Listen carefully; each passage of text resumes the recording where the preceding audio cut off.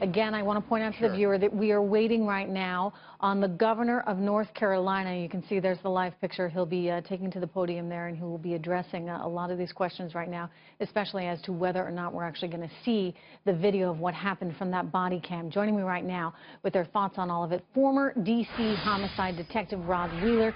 Rod, welcome. Good to have you here. I mean, what do you think? You get protesters who are saying, look, we want to see this video. We want to see the video of the shooting from the body cam. Why not release it?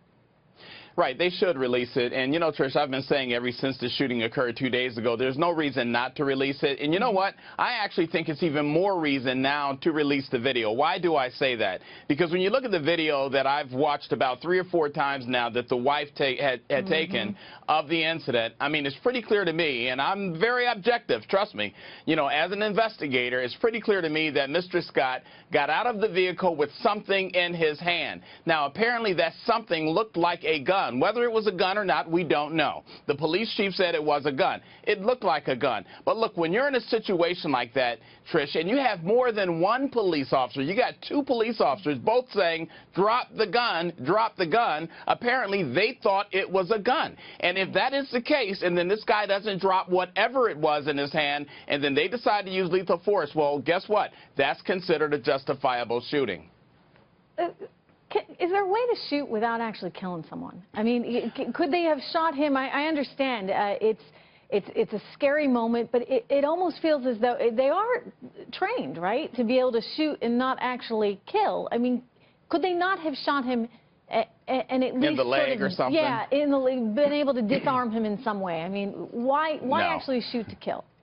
Well, because that's the way we're trained, and we're trained to shoot to kill for a reason, because typically the bad guy that has a gun, he is going to shoot to kill. So we are trained to respond accordingly. You know, bad guys don't shoot police officers to wound, they shoot to kill. They don't shoot anybody to wound, they shoot to kill. And so that's why we're trained to do that. Now, we do use tasers, as you well know. We use tasers, and that technology has been successful in certain circumstances, Trish. But when you have a guy not knowing anything about who this guy is, and he gets out of a vehicle or wherever he comes from, and he has a weapon in his hand, a weapon that can kill others, you have to just treat that accordingly, and you have to use lethal force. So we always train to kill. I mean, he should have gotten out of the car, and whatever he was holding, let it go, said, I don't have a gun. That's right. I mean, that's his wife on that tape. You hear her rather yelling at the officers saying, don't shoot, don't shoot. He's not armed. He doesn't have a weapon. He's not going to do anything to you guys. She mentions that he has a traumatic brain injury and that he's just taken his medicine.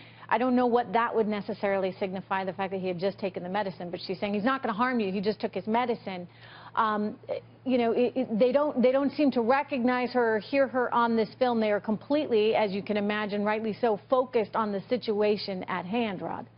Well, you know, they probably did hear her, and they did recognize that, you know, in their minds. I mean, we take that into consideration, but at the same time, excuse me, whether or not this guy had just taken his medication, had a traumatic brain injury, all of those things, you know, it's unfortunate, but he had a gun in his hand, so he needed to drop that gun no matter what. He really did. He really did have a gun in his hand, and that's what the video, and that's what the body cam video will prove.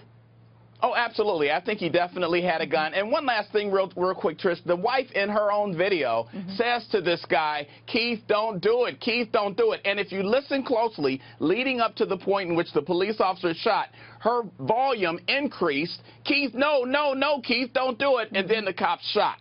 I mean, I can't think of any other things the police officers could have done in that situation, Trish. Yeah, I mean, it's not entirely clear, though, what she's saying when she says, Keith, don't do it.